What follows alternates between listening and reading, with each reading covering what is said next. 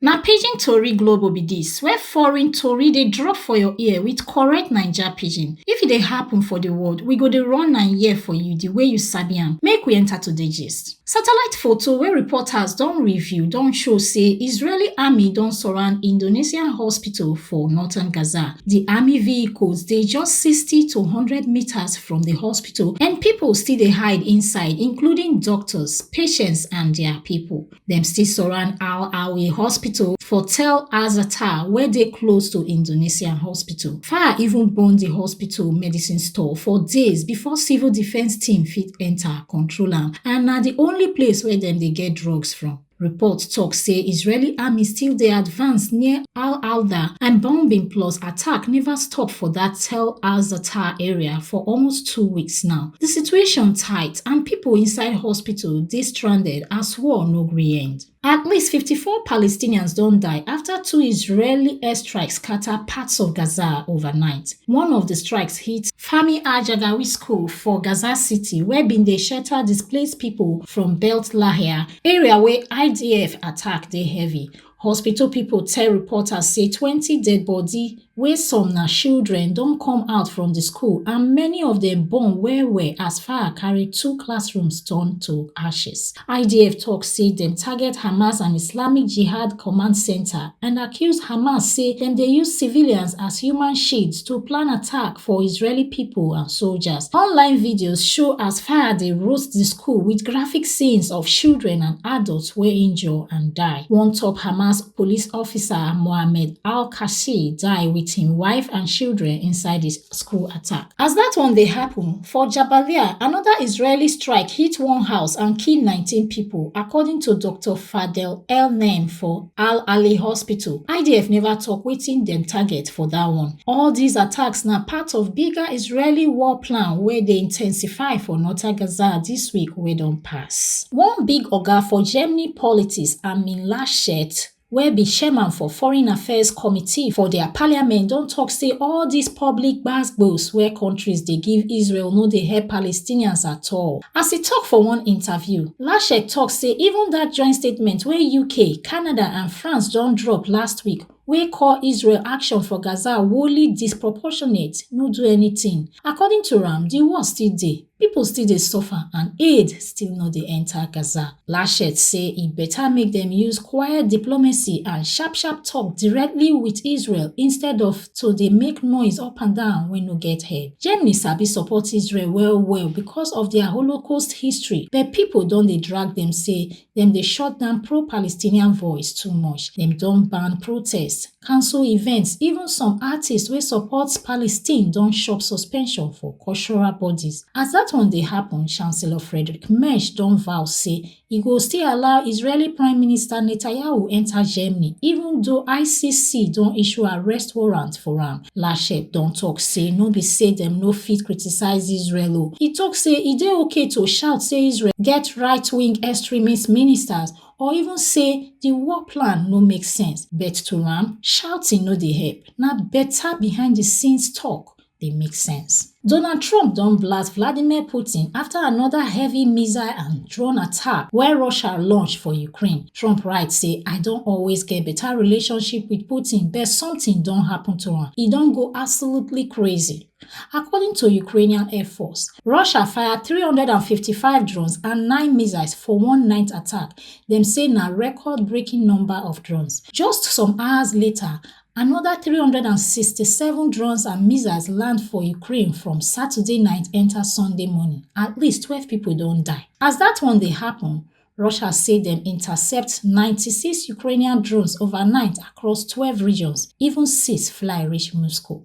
King Charles don land Canada for the first time since he become king, and he go open the 45th session of Canada Parliament for Ottawa on Tuesday with wetin dem dey call speech from the throne. Normally na Governor General dey read that speech on behalf of the Prime Minister to talk wetin the government wan do as Parliament dey start fresh session. But this time around, new Prime Minister Mark Carney invite King Charles to come read am by himself, something wey last happen for 1977 happen when Queen Elizabeth do am. Di speech dey important because Parliament no fit do any public matter until dem hear am. Na why dem dey read am from di special throne seat inside di Senate chamber.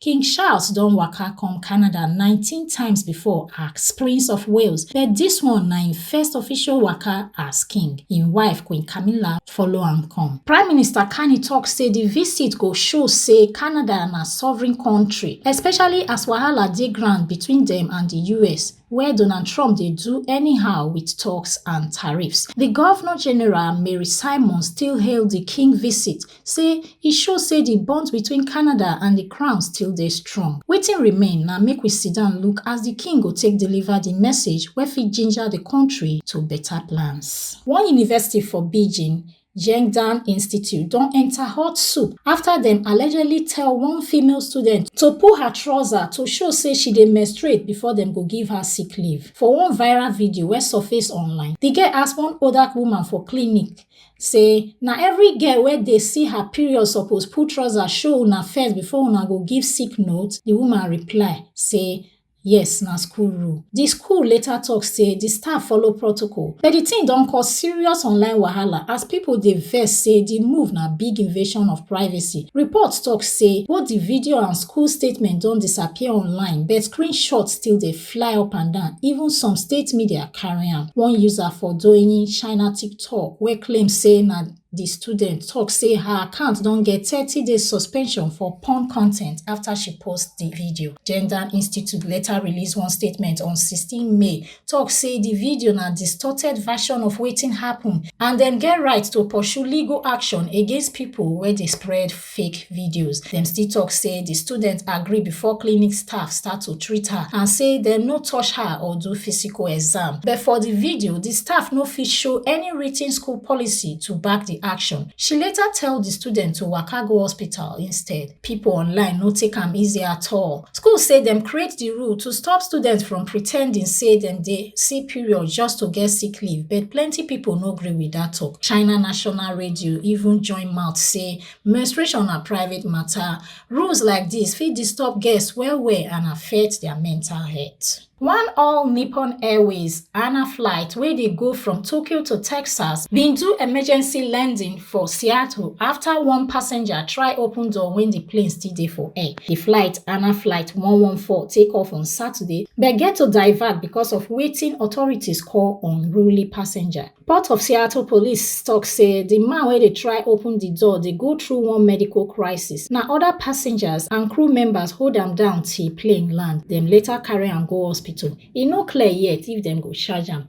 ANA thank law enforcement and talk say safety of passengers and crew na #1 priority. When the plane still dey tarmac for Seattle Tacoma Airport, another person still cause small wahala and dem remove am too. Flight finally reached George Bush International Airport for Houston around 12:40 p.m. local time, about 4 hours late. This kind of wahala don happen before. For April, Jetstar plane wey dey go Australia turn back after one passenger try open door mid-flight. For last November, one man try open door for American airline flights. Dem tie am down with duct tape. Still, for November 2023, one man open emergency door for Asiana Airlines flight before landing. 9 people land for hospital with breathing wahala. Airline people dey beg say make passengers behave. Say this kind play no funny at all. India don put Kerala state for red alert after one ship wey carry oil for Arabian Sea near Kochi on Sunday. The Liberian flagged vessel MLC El Satiri bin dey go from Vizinjan port to Kochi when e begin tilt and later capsize about 38 nautical miles from land. Na flooding inside one compartment caused the wahala. Luckily, all 24 crew members don dey safe after Indian Navy rescue them for mission wey last many hours, but fear still dey as some of the 640 containers don dey drift reach shore side. The ship bin carry 13 containers of hazardous cargo, 12 with calcium carbide wey dey release flammable gas if e touch water, plus about 84.44 metric tons of diesel and 367.1 metric tons of furnace oil. Authorities don warn pipo make dem no touch containers or oil wey fit wash come land. Fishermen sef don get warning make dem no near di area where di ship sink. Pollution control don enter full gear. Indian Coast Guard don deploy special ship with anti-pollution gear and send aircraft with oil spill detection system to monitor di matter. The 2025 Venice Architecture Biennale don show face with correct message say design fit help humans survive the wahala wey dey ground. The curator, Kalorati, dey lead the waka and e tok say hope no be just mindset but na responsibility. The event go bring together over 750 people from artists, architects to normal observers to rethink how we dey live and build. E go showcase things like climate-smart designs, local knowledge and ideas wey fit help us adapt to wetin dey happen for dis our world. The whole vibe na global wake-up call and Venice dey act like say na she go lead everybody enter better future.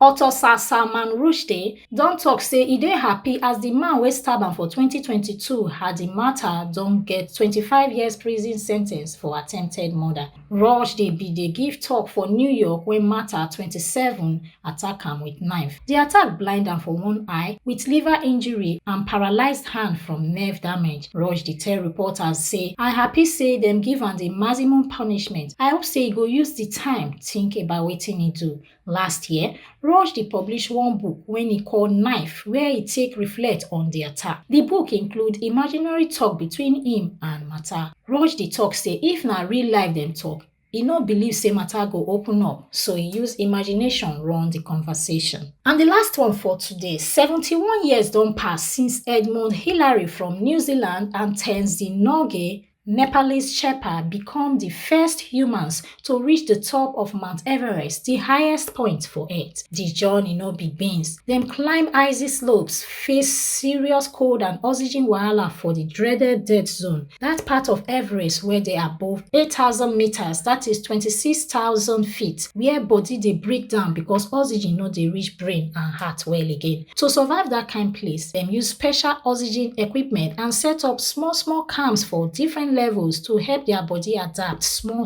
But even that one get risk as too much hemoglobin fit make blood thick, cause stroke or wahala for lungs. The last wahala na 40 feet vertical rock face close to the top, 8,790 meters high, where dem still climb finish. Before dem reach summit, two other climbers for the same team, Tom Bodelion and Charles Evans, try and bet dem turn back just 100 meters to the top because cold and oxygen palava finish their energy. But Hillary and Tenzin push go front and finally make history. Dem talk say when dem reach top, no be joy first hit dem, na relief say dem survive. Till today, plenty people still dey die for that death zone, but these two men write their names for history big time. Na the tori be that for today, and na Rebecca Guffey dey report for Pidgin Tori Global. Una do well.